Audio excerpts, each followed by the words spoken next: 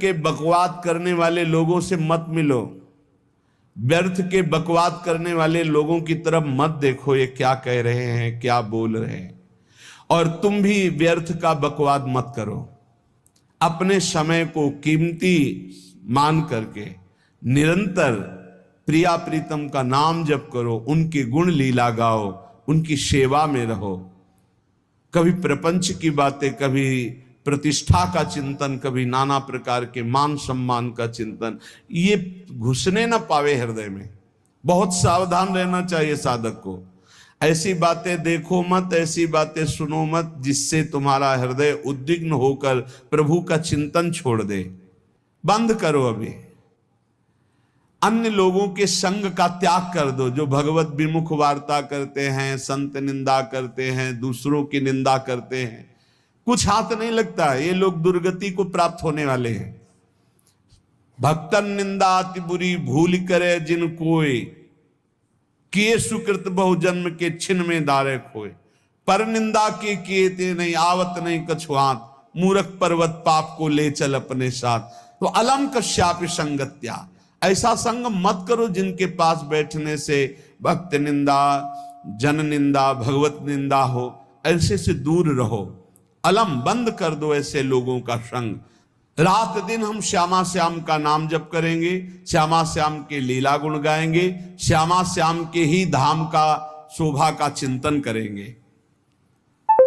जब तुम अपना जीवन श्यामा श्याम के चरणों में न्यौछावर कर दोगे तो पूरा भार श्यामा श्याम ले लेंगे और तुम्हारे हृदय में मस्ती आ जाएगी।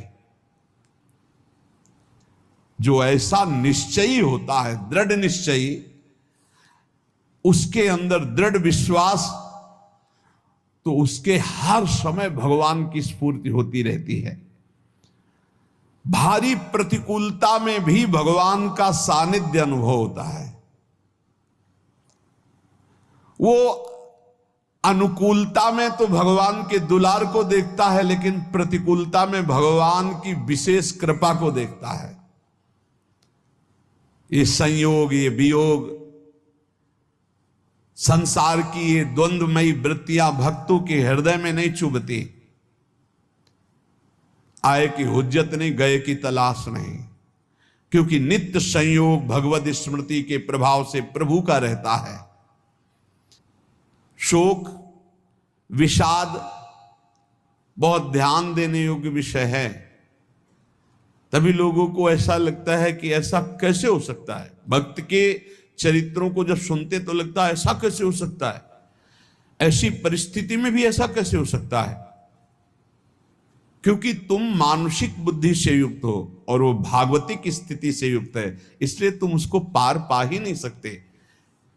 जब तुम अपना जीवन श्यामा श्याम के चरणों में समर्पित कर देते हो हृदय से, फिर उनकी कृपा से सब विघ्न दूर हो जाते, एक अपार मस्ती रहती है।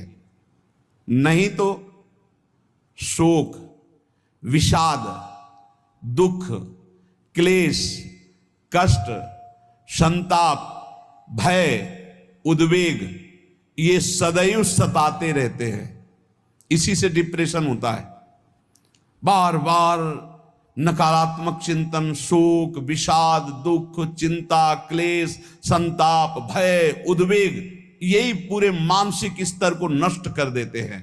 उत्साहहीन जीवन हो जाता है।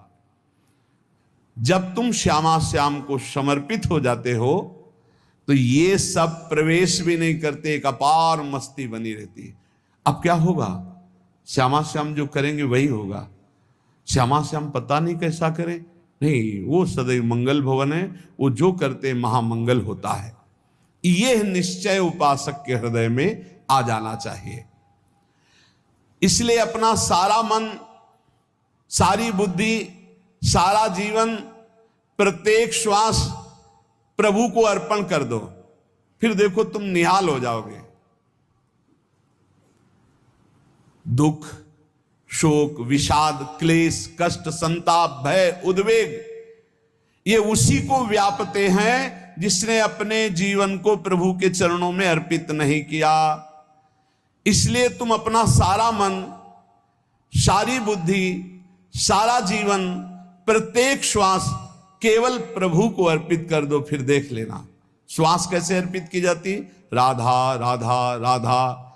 बुद्धि कैसे अर्पित की जाती, एकमात्र निश्चय कि भगवत सुख ही सुख है, ये जागतिक सुख सुख नहीं, ये दुख है, ये ऐसा दलदल है जिससे आज तक कोई नहीं निकल पाया। सारा मन, हम मन से केवल प्रभु का मनन करें, बार बार मन को संसार से हटा के नाम में, रूप में, लीला में, धाम में लगाएं। बहुत प्रसन्नता हो जाती है उस उपासना